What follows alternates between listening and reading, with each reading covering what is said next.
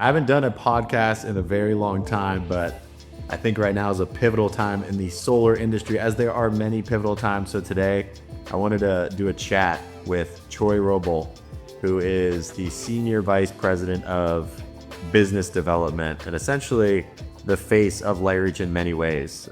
Someone that I've seen from before we even became an installer. I remember listening to that podcast you did with Jake Hess, trying to get an understanding of how this world of finance, this world of LightReach, in a world that's, in some ways crumbling all around you, how it even works.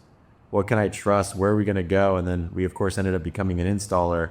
And then I had to actually, try to convince Troy to give us a shot. I was like, give us a shot, give us an opportunity to show you we could do great business, to earn your trust. And to, as I said from day one, I want to become your number one partner. And that's been my mission and been the pursuit. And now we're pretty much teeter-tottering between your second and third largest partner month over month. And we just had a new massive milestone of doing over 1,000 accounts NTP'd with you guys in 1 month. So yeah, huge celebration for everyone Spartan for making that happen. And very fun to see where we were 18 months ago with you, just trying to earn your trust and start the process to where we are today.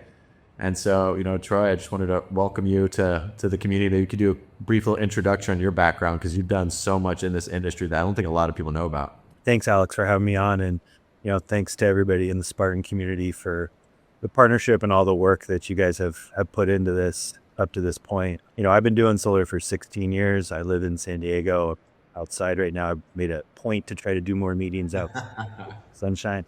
But, I started running San Diego and Hawaii back in like 2010. And so, I tell people I got kind of a PhD in the solar industry at an early age because, the Hawaiians kind of invented the game, and they kind of taught me what they learned, and I have guys that started solar in 2001. And so I ran San Diego and Hawaii residential for SunPower. I did commercial for SunPower in Southern California and Hawaii. I started SunPower Direct for them. We had 44 W2 sales reps at one time. We switched and pivoted and did the red line model and opened up 13 states. We did this thing called the Max Fit in Aurora back then. I just remember that. And we built the Eddy tool, and it was like the first thing that you could like click panels on. And so we did that and built the red line for SunPower in 13 states. And then, I wanted to be an entrepreneur because that's what I think is in my blood. And so I started a sales org in 2017, 16. And it was a call center in Tijuana. And I went over the border 4 days a week and had a team. We sold over the phone into 13 states. And that's where I met Palmetto. Palmetto was my installer for South Carolina and Florida. Sean Hayes was my account manager. And they were just starting to do a red line model. And so Palmetto was my installer for South Carolina and Florida. I had Freedom Forever for LA. I had Titan for Arizona. And then I used SunPower for New York City. And I was doing everything like New York City, flat roof, Hispanic, Bronx and Queens, because Solar City and Sunrun did it.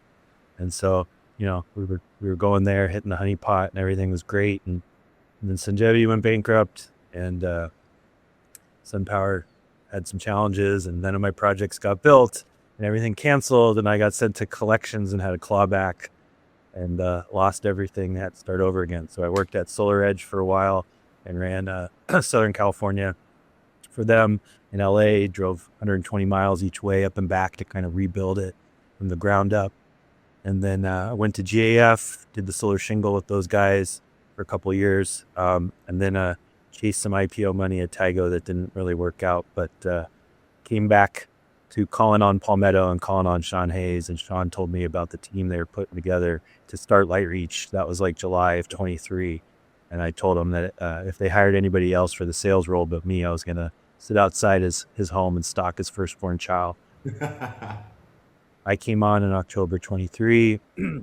We had like 10 or 15 accounts, and it was kind of me, Tim Hederman, Danny White, and Chai going out and signing people up and supporting them. And Derek was raising the money, and Sean was getting the processes down and running the P&L, and that's how we kind of built it. It's been a wild ride since then, and a really tumultuous time in the industry. Hardest time the last couple of years in the industry, but really proud of what we've been able to do, and all the companies we've been able to help support, and what we're doing together collectively with Spartan to really pull the industry forward to the next chapter in the industry. So sorry, that was a pretty long intro, man. But No, you got me that going. was awesome. I wanted to hit on one thing that you said, which was you went through the lone valley of despair when you sell a bunch of projects, they don't get installed or you don't get paid. Yes. I think that's like really, something unique about you and your role, because I feel like a lot of people on the other side don't know what that's like in certain positions. And unless you've gone through it, you don't know how painful it is to not be paid for all the hard work. I've lost millions and millions of dollars from various EPCs, so I know exactly what that's like. Do you feel like going through that experience has really shifted how you operate within LightReach today and how you think of the business? Yeah, I mean, for sure. And I mean, I tell the story to people that, I had a newborn and a 2-year-old, man. And, I had never failed. I was SunPower's like #1 guy. And before Daryl Van Alstine or all these other guys that you might know are here, I was SunPower's guy. But, and I was doing 40, 50 a month right out the gate. And I was trying to go to 100. And I didn't think there's nothing that was going to stop me. And, being honest with myself, I didn't have the lead gen down, and I got lucky with some kind of like initial lead lists that I bought, but I had to either pull out all the money from my house or like fold my cards, walk away from the table and don't go to the ATM. And I had a newborn and a 2-year-old, and I couldn't risk that or my house in San Diego. And that's what I did. And, that's part of why I am who I am at LightReach and with some of the other companies, because I'm more of an entrepreneur. I like to build, I like to create. Like when my guys have problems, or when there's people that aren't getting paid because it was whatever, Sonova or SunPower, or if we're slow or whatever is happening, I think about my time at that, going through that myself, and the strain that I had, and the people that are depending on you. And I mean, you get texts from me at like all times of the night. I don't sleep. Yeah. So You don't, you don't, yeah, you don't sleep. And it doesn't, the hours are, your hours are unique. but that's part of, what makes us, I think, unique, is like we care. And like Sean is in the seat, as the VP of Ops at Palmetto, and tried to run crews and manage cash flow, trying to get paid from financiers. And, I think that that's what makes us different, is that we're people, and right, wrong, or in between, people know how to get a hold of us when they need us, and we respond and, try to be a good partner. And that's, you don't find that in this space. And that's what makes our partnership so unique, as well as, the communication and collaboration that we have together. I think that's the thing. A lot of other, I think there's going to be a lot of sales reps listening to this. I think there's going to be some business owners listening to this podcast. So I kind of want to make this, something around them and what they care to learn about or hear about. So I'm going to try to cater it my best toward that, because there's a lot of things I have more recently learned as I've gone and became an installer, got much closer to you guys and much closer to the money, so to speak. But that is one thing that's always stood out to me from the beginning, is you guys actually operate like humans, like partners. If the news isn't great, you're not afraid to tell the truth and confront a situation directly, because it's so easy to be given roundabout information and feed around the bush from people, and then it can quell concerns for a moment, for a period of time, but then you just get used to, then you start to question everything someone says, that they just don't ever tell you the truth. And I feel like that's something we've been, very fortunate to get from you and from LightReach, is good or bad, you guys are telling us exactly what's happening, what we're going through, what we're dealing with, and how us as partners can, come together to come out on top. Maybe there's some shifts we have to make as a group with one another. And I think that's allowed us to really collaborate at a much higher level, where I think in the past, some lenders I've seen how they've operated, they don't operate like partners. They're very much like just data, and they can break your kneecaps at any moment. They can completely torch you and your company at any moment. And that's why we really locked fully in, just so you know, like with LightReach, was because that's all we want, is the ability to communicate, the ability to work through challenges on our side, challenges on your side, so we can collaborate, come out. That's all we've ever really wanted. So I think that's like something I think every sales rep and every owner of a company should know, is that LightReach really does operate that way, which allows us to continue to get better together faster, in my opinion. And so now, from your vantage point, you deal with, as you've been onboarding, and I think you guys have 700 plus accounts in the platform. Less than that. Less than that, right? We're cleaning house. We're bringing in only the cream can rise to the top and stay within the portal, right? This is a good thing. This is a good thing. So now you've had, that all that growth, and obviously now you're looking at different metrics, and the metrics that we're watching together are very different than metrics I used to ever look at even 12 months ago, 2 years ago, things I never really even thought of. And so I think it's really important for everyone to know, like, what are the things that LightReach really cares about? What makes LightReach's business successful? Because if LightReach business isn't successful, then everyone else underneath them will be successful at some point in time. And I know this is a topic that you and I have discussed quite a bit. And, at a real high level, the solar industry has kind of a black eye on it for the last 12 months or so. And that comes from like capital markets. When we say capital markets, it's like who buys the paper, right? Like we generate the paper. Somebody has to buy that paper and refinance it. And that's how financing works. Whether it's auto or mortgage or credit card debt or student loan debt, there's always people that buy the paper. What makes LightReach different is that we own the asset for 25 years. And so what's important to us is that we have happy customers. But when I say we have people that buy the paper, that's called ABS securitization, asset-backed securitization. So if we do a $100,000 residential contract, 40% of that is taxed with domestic content, and 60% of that is a loan of some kind, right? And so at some point we go and package the loan portion, or that 60% of it, and we refinance that on the open market. That's the asset-backed securitization.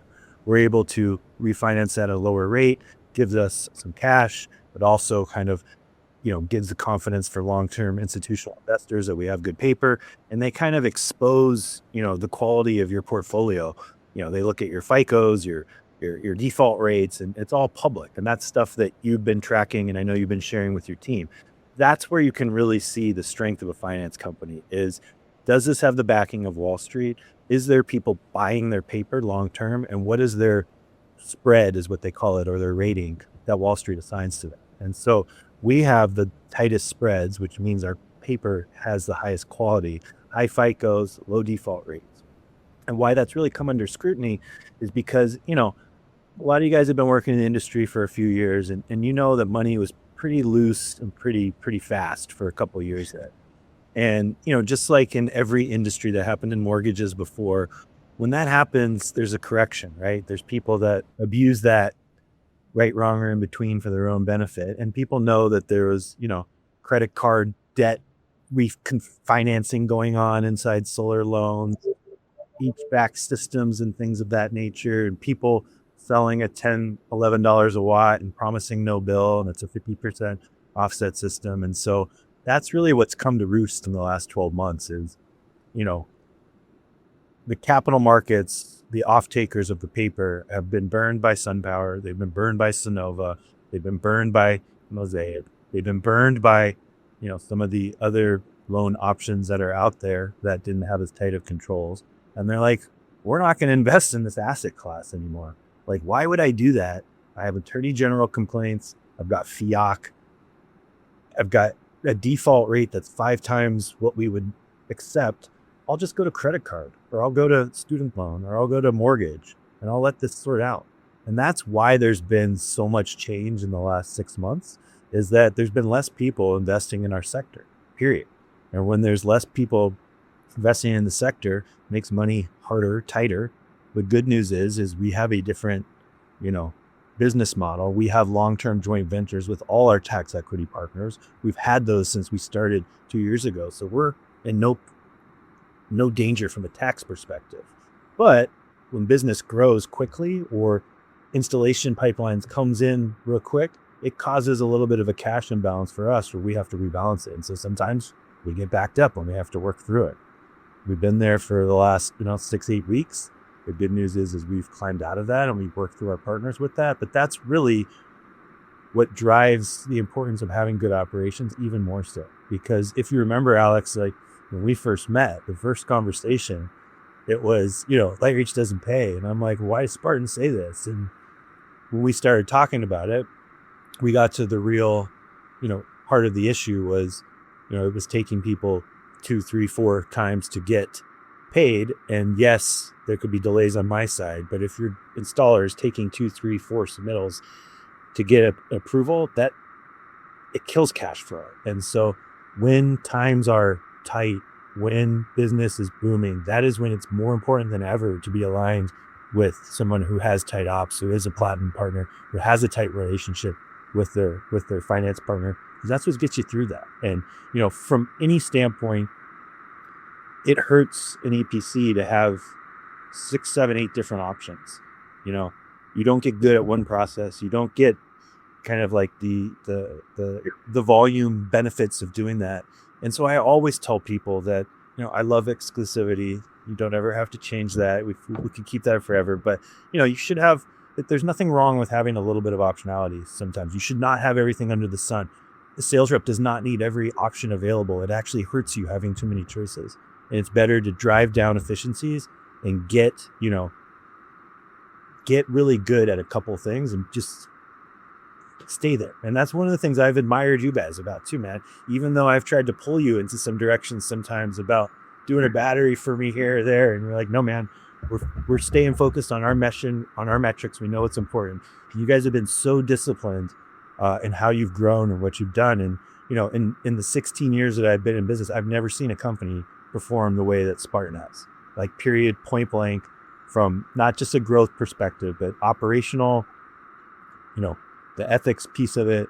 Like, you guys have just freaking crushed it. We need customers that have the right expectations set at the kitchen table, that the EPC does a good job installing on, that is getting savings that they thought they would, that pays their bill.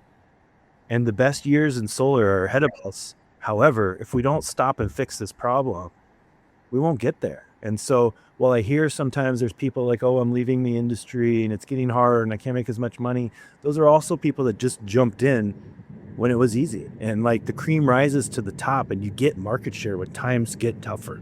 And so if your stuff dialed in, it's actually a tremendous opportunity. On that note too, it's actually pretty funny. That was one of the first things I said. I think we started off our relationship with, like, we don't trust one another. Like, you don't pay, and then you're like, what kind of sales do you do, right? And that's what I learned in the beginning that I did not know. And it's kind of like, you don't want to say your own flaws because then you have to take the blame. So it's easier to blame maybe a LightReach or another lender, and realize that a lot of the EPCs I was working with, because for a while we were a dealer, pretty big, working with a ton of EPCs, very complex. It's the worst kind of business in my opinion. I thought it was a smart thing, but it was just so exhausting. And you went through the same thing, right? It's just like, it's just so complex. No matter how good you think you are, there's so many things out of your control. But realized after speaking a lot more in depth with you, and then of course us doing it ourselves, it really comes down to having, there's a process that LightReach wants. They want specific jobs done a specific way. They want customers that are going to get what they expect. And so because of that, you have to fill all of these boxes more or less perfectly. You have to actually be really good at what you do on the install side, on the PTO side.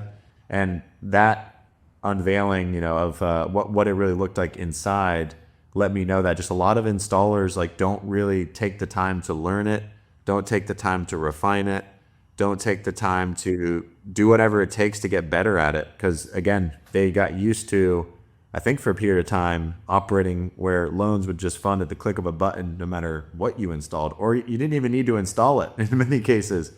And so a lot of companies got kind of born and bred in that world. We were lucky where we started in the beginning of 2025. So we started when things got tough. We started when things got more strict. And so we started, as they say, hard times create strong men create easy times create weak men, right? So we were kind of born in the hard times of, quality and compliance, intake process, what you guys were looking for. We were born in the most strict version of solar.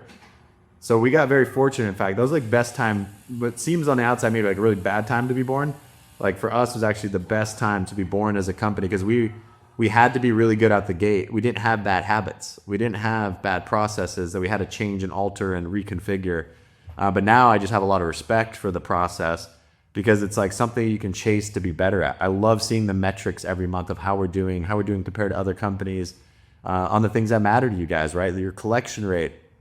So how many customers are actually paying the bills, which usually means they're happy, right? People tend to stop paying bills when they feel like they're misled or they're getting way overcharged and they thought there was going to be this other scenario playing out and it's not true. That and then how much they're saving, and then the install submission pass rate, PTO submission pass rate. It's fun for me now and for our company because we have all these. It's like a new scoreboard, right? There's the sales volume, the install volume, the PTO volume. That's like the old scoreboard you'd only look at, and that's obviously a big one. But now we have this whole new scoreboard that you guys have, kind of complete. I don't think a lot of lenders were showing anyone this scoreboard before that mattered.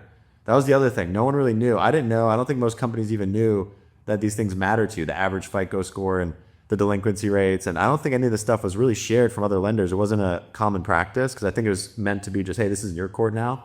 It's been sold, it's been installed. And so I think you guys have started to actually show, I'm sure you're doing it with every company, you started showing all the companies what actually matters, which gives everyone a chance to get better at the things that matter, which hopefully over given enough time can create a much more sustainable market where the capital markets that have been traumatized, I think they're just like all the sales reps, right? I get sales reps all the time that are like, man, I just, if I leave, my pipeline's going to get stolen, or like, how do I know you're going to pay me? Or they just have all these things. So if anything goes slightly wrong, they just like lose it because this trauma sits there. So I think a lot of us on the sales side can totally relate to, like, we just are tired of getting completely, screwed over when we think we're doing everything right. And I think that same sentiment is shared from the lenders and the capital markets. And I think we all understand that everyone's kind of operating on the same trauma to a degree. It's like, okay, well, what like heals this? How do we build the trust? How do we make sure that everyone's taking care of the lender, the capital markets, the customer, the operations, the sales? I think that's like the new age of solar we're entering, which is, like you said, when it gets hard and it gets tough, that's the opportunity to gain market share, and which is exactly what you guys have done too. Yeah, you and us both. Yeah, like picked up a ton of market share. I think you guys have now surpassed or about to surpass Sunrun's new deployment. We're nipping at their heels. It's fun to have someone to hunt down, right? Cool. And with your help, we'll take them out this year, hopefully. But we'll trying to focus on executing on our side and let the chips fall where they can. So what do you think from from what you hear in the market, in the world? What do you think is something that, like, sales reps selling LightReach right now? Because of course I still hear those concerns from other companies. Obviously, we have built the relationship with you guys. We've built a business book that you're proud to represent, right? Where we actually execute on the things you guys care about. So we have had zero pay issues. We've made some changes together, right, to make cash flows work and to make everyone feel supported. We've done that collaboratively, which is exactly how we want to operate. But what are some things that you feel like the sales rep, the setter, the closer, the person that's worried about LightReach, right, worried about getting paid, what do you think they should know from your side? Look, man, it's the hardest time in the industry right now ever with raising money. The good news is that we have the best capital markets team in the business for it. Derek Heckendorf. Derek's pretty good. He's pretty good. Derek is the legend. He's the G man. And, for those of you guys that don't know, Derek ran tax equity for Bank of America for about a decade or so, I believe. And he was the banker for started SunPower, SunStrong. He did Sunrun, and he took Sonova public. And so he's been the one who's set up LightReach in a different way and has the confidence of Wall Street. And so, my target for this year is, starts with a B and has over a 3 in it. And so I have to hit those targets, which is great. We continue to grow and we continue to scale and we continue to raise money. And so, from our perspective, what we're trying to do is make sure that we're giving the money and the tool and the resources to the guys that are turning happy customers. And so, I do think you've seen in the market Sunrun tighten up with some of their channel programs because it's less money going around, and, I think that there'll be a continued focus on the quality of the paper and the performance of the asset, which is where it should be. And the cream will continue to rise to the top. And as you continue to generate happy customers, this is actually what solar should be like. You come in, you start as a setter or you work as a closer. You're working for a couple summers, but you're building a book of business that you can go back and sell to over time. It shouldn't be a one and done thing. It should be, you come in, you grind, you put in your time, and you reap those benefits. Like when I started doing solar in 2009, 2010, most of my friends or people that I grew up with that were doing in-home sales, they stopped generating leads, taking leads in 2014, 2015, because they had 4 or 5 years of happy customers. And, we used to give them $500 for referrals, and people would give us lots of referrals because people save money and were happy. And solar was like the easiest thing in the world to sell because it saved people money. It was good for the environment and it made financial sense. And somehow along the way, we've lost that. I think the good news is, together, like with you guys, we're setting the standard and setting the course and setting the bar for the industry to catch up to. And I'm seeing as an industry, the cream is rising to the top. And so, if you are an investor, if you are a bank, where are you going to invest your money? Right? You're going to invest it in the asset group that is performing, that has low default rates, that has, an ownership stake in it for 25 years. So there is no better option in the space than LightReach today. That's why we're all here.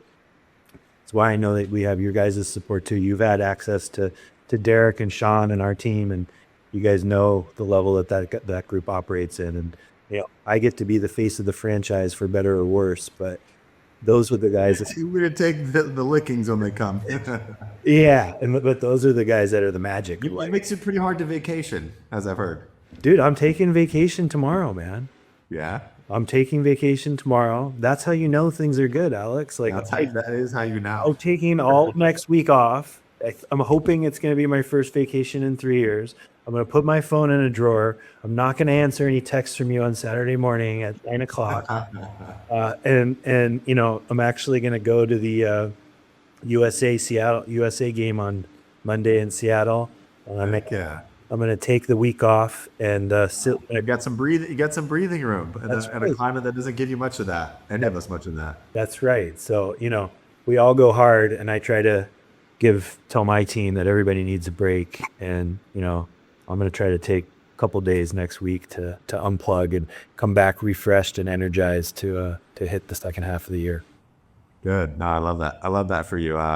We've for everyone that doesn't know, we kind of joke how every time Troy has gone on vacation, and even myself for many, many times in the past, a lot of them are it's just like all of a sudden the big beautiful bill's here. All of a sudden another code red, another dumpster fire. It's like every time we go on vacation, it's like the worst time to be anywhere, but you have to handle it, and you can't be present with where you're at. So it's been, the last 2 years have probably been the hardest to ever step away for even a moment, because the second things are good, something new would hit. And so I'm hopeful that this next week for you proves to be a week you could just fully unplug. It's not easy to unplug for a week. It has felt borderline impossible. I haven't pulled it off yet. If you go deep enough in the woods, it can happen. Just walk far enough out. Eventually service stops reaching you. Well, I mean, and that's just the truth though, man. Like, it's been the hardest 2.5 years in the industry's history, period. Like, hard. Yeah. And we've all been navigating it. But the good news is like solar's never made more sense. Like, the big beautiful bill is going to open up more markets for us because it's going to raise the cost of electricity with all these data centers going in. Like, the future is ours. We just need to get through this period. We need to, make some happy customers, and, we've got backup batteries to sell. I've got generators to sell. We've got second systems to sell. We'll move into other products too. And that's what it's about. And, running your own business isn't easy.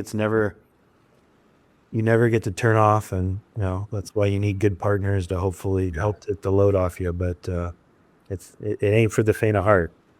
I think that's a good thing to touch on, because that's the same sentiment I share, which is we've all heard in the past, oh, this is the golden days of solar, take advantage of it. And yeah, every time you hear that, you actually should, because every time it is like whatever moment you're in is the best moment you'll ever have for that very moment.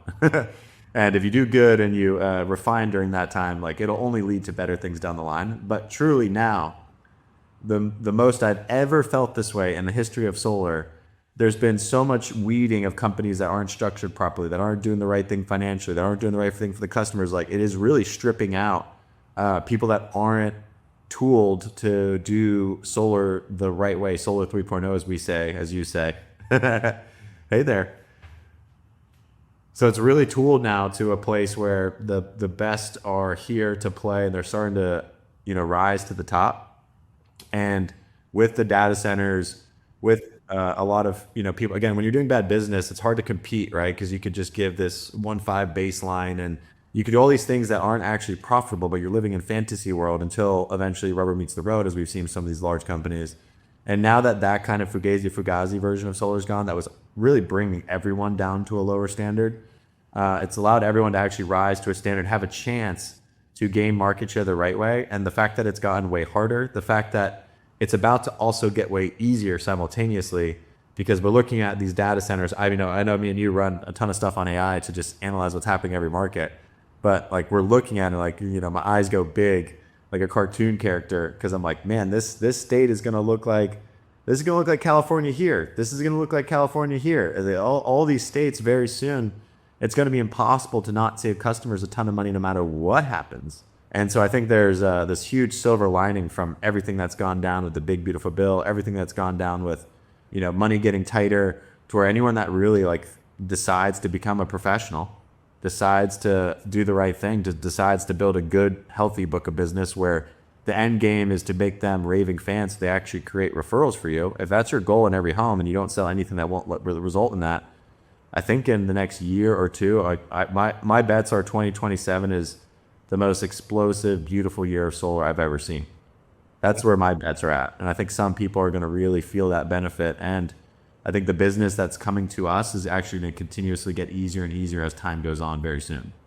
Yeah. I mean, and if you think about where I was talking about, a lot of the issues that we're having now is because of expectations that were set improperly with some of the loans and stuff that were sold. Where'd that come from?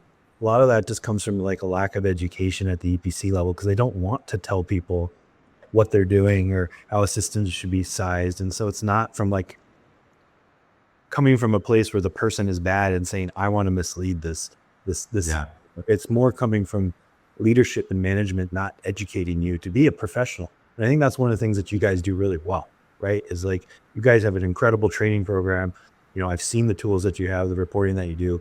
You're educating your reps on that, and that, like, you're helping them build a future. You're giving them the tools to become successful in this industry, and that's going to carry them forward whether they stay at Spartan for 5 months or 5 years. You're giving them the foundation that I don't think a lot of other people get when they go to other EPCs, and that's something we don't talk about enough. But I give kudos to you guys, man, and the Sphinx system and all the stuff you guys are setting the bar in that capacity for sure.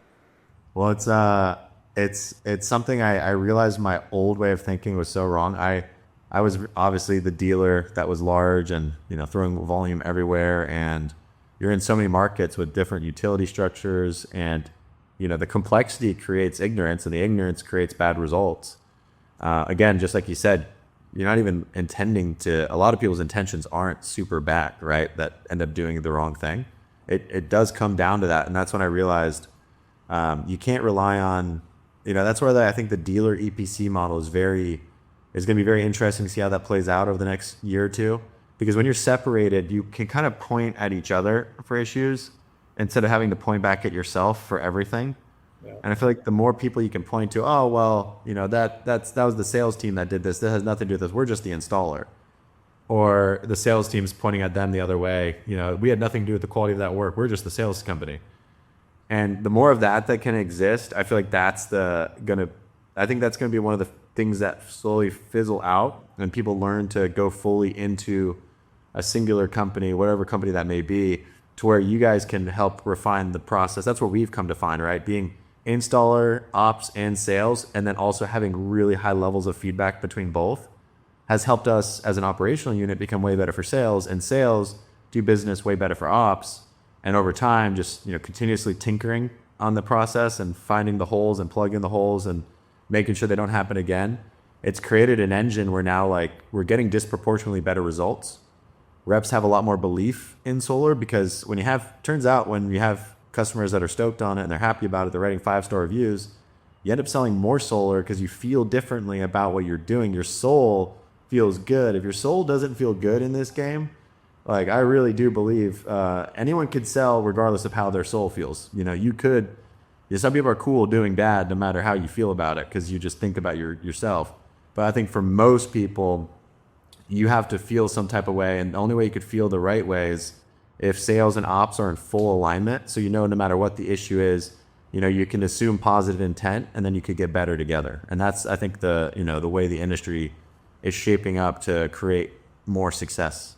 Yeah, and I mean, if you're really on your game as a rep, you call your homeowner when they get the first bill, and you review their first bill with them if they have questions. Right. That's when you know you're on your game. Right. But then you call them a 1-year anniversary after that, and you check in with them on their net metering anniversary, and you use that for referrals. And like, does everybody do that? Heck no. Probably less than 1% of people do that. But the people that do that and stay in contact with their customers are the ones that sit back and have happy customers and roll in referrals. And that is what I would try to just encourage to the people that are looking at this is no matter where you start, like you're building a Rolodex, and like, this is a reputation that you're going to carry in that market with the community, with those people. If you cherish that, it will pay you dividends your whole life and your whole career. And so like, that's what we're trying to accomplish. And that's what I love about what you're doing, Alex, and the culture that you build and really lead over there, because I know you guys are committed to it. And it's just awesome to see it work at the scale that you guys are doing it. And I really, my hat's off to what you guys have done the last 18 months. It's unprecedented, honestly. Yeah, it's so cool that you frame it that way, because if you think I've obviously sold and installed a lot of solar as you have, but if the first thing you're thinking is really, I'm going to be calling this person 1 year from now, how do I want that phone call to go? And that's how I'm going to sell, right? I want that phone call to be a 10 out of 10, whether they're ecstatic, they're a raving fan. And so if you can sell solar in the home, on the phone, whatever, but if you feel that you actually can't wait to call that person in a year, I think that is how you're going to know you're going to build a book of business that will start paying you forever. And if your feeling is like, I'm not calling this guy after PTO or 3 months later, a year later, I don't know how it's going to turn out. You shouldn't sell that person, number one. And number two, you should figure out a way to sell to where you can create that exact sentiment. Because if everyone did sell it that exact way you described, you may sell less in the short term, right? Because there might be some people you turn down because it's not a home run. Yeah. But in the long term, when referrals, I remember I had one referral customer in California that I was probably making actually like $100K a year just from one guy that was just so stoked, and then all of his friends were so stoked, and then every year I'd make like an extra 100,000 just from one guy. And that's obviously one of the better examples, but like that's all it takes is a few good relationships to really change your future. Yeah, and I mean, especially now with AI and stuff too, like we can automate this stuff. Yeah, like they could do that outreach for you pretty much. Like you can set it and forget it. And like, It's really about making the customers, and like, you're going to go out and pound the pavement in the summer. Like, don't shortcut it. Like, let's turn that into long-term generational wealth. And that's what we need to do as an industry. And that's what we need to continue doing together, because we just got away from that as an industry. But like, there's a tremendous opportunity right now, this summer, next summer, save some people money, make some happy customers, and then let the referrals roll in. Last question, because I think I'm trying to hitting on how funding works, the capital markets. These are all I'm glad you defined it, because they're all just words that sound like something cool, and until you learn what it is. So I think you've done a great job defining it, and then how we're going to continue to get paid forever, right? We need to hit all these markers so the money keeps flowing. So I think we're hitting on a lot of things that are important. I think the last thing I wanted you to hit on, because this is another point of confusion across pretty much across the board, is safe harbor. How does safe harbor work? How long do we have to sell solar for? What happens after safe harbor is gone? How does someone think about their career and their future in solar as of today for the next 5 to 10 years?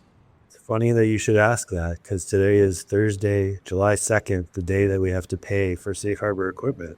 So No way. a massive check today to cover that. I won't say the amount, but it is big. I will just say that. And so the safe harbor that we're doing, will help us preserve the ITC through 2030. And so that's another reason why aligning with your finance partner is important. And yes, there may be short-term finance guys that are offering some low payment, or, I saw something the other day about some 3-year lease program or something that you just can't, things of that nature. But like, what is the plan for safe harbor?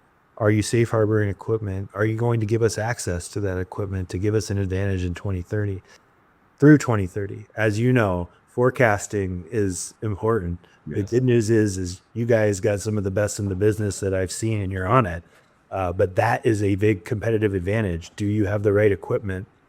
Do you have enough of it? Is it in the markets that you need when you need it? All that stuff is really important with your financier, with your distribution partner, with your ops team yourself. We have amazing coordination between those 3 pillars of our company. And I would say, that your team at Spartan should feel confident in the leadership that you guys have and in the relationships and communication that we have about that. But for safe harbor, we don't need to deploy this equipment until 2028.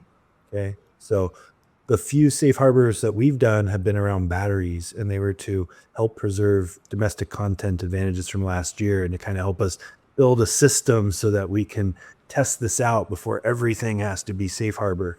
And so I know we've talked to you guys about doing some like battery stuff in specific markets, and we're looking at that, but we don't need to deploy safe harbor equipment for every residential installation until 2028. And so that is one of like the pitches that I tell people when they say, oh, LightReach this, and I'm going to go do that. I'm like, cool.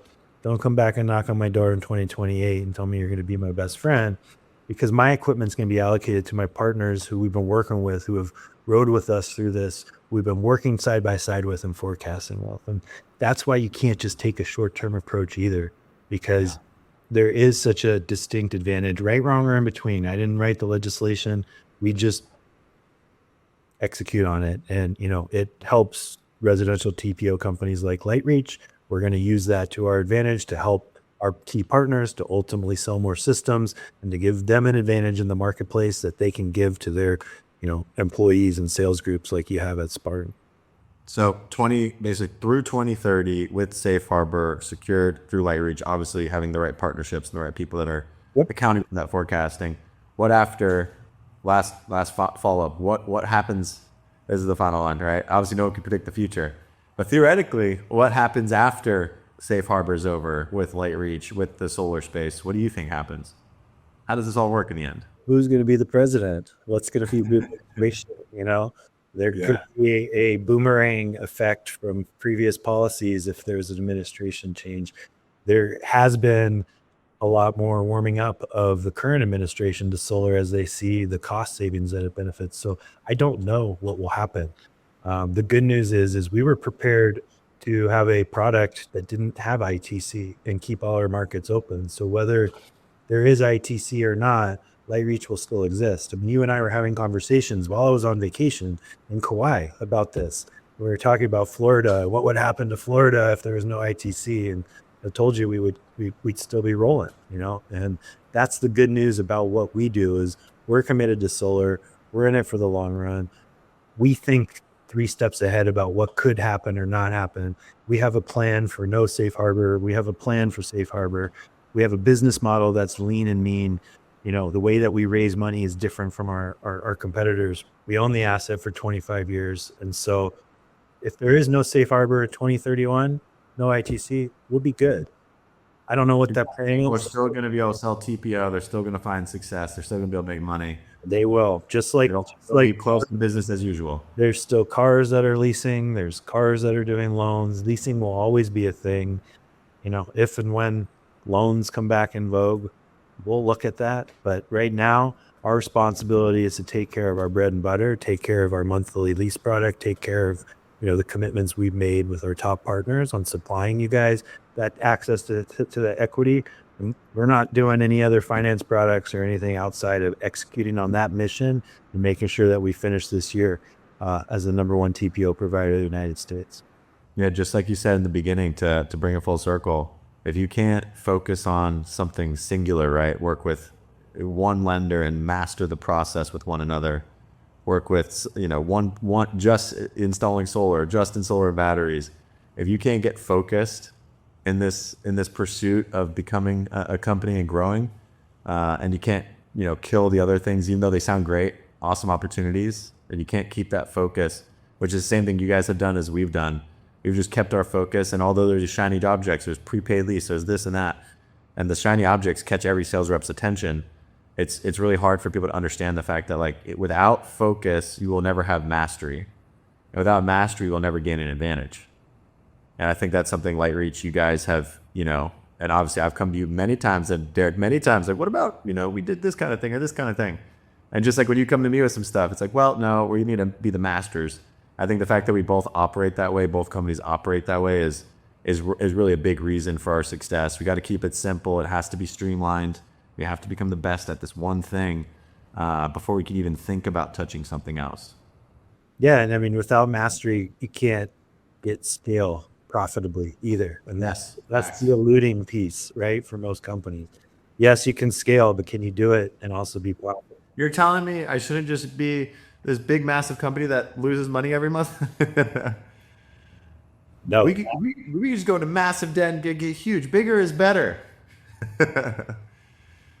That's a joke, guys. We laugh at the idea of volume is vanity, profit is sanity, and cash is king. We think that is the holy grail of making the solar thing work after seeing how many other ways it does not work. But Troy, thank you for taking the time, diving deep with me. It was a fun conversation. I hope there's some people that are able to take from it and get excited about the version and vision for solar in the future. And I hope the people listening to this call decide to align with the right people that are going in the right direction, because that will be a big predictor of your future. Whether you have short-term success doing what you're doing, that's great, but finding and aligning with the right partners to play the long game, that's where all of a sudden you have this hockey stick moment where you're doing better and making more and experiencing a life you were really envisioning for yourself in the beginning. Yeah. Thank you for having me on, man, and congratulations to you and the entire team. Keep it up.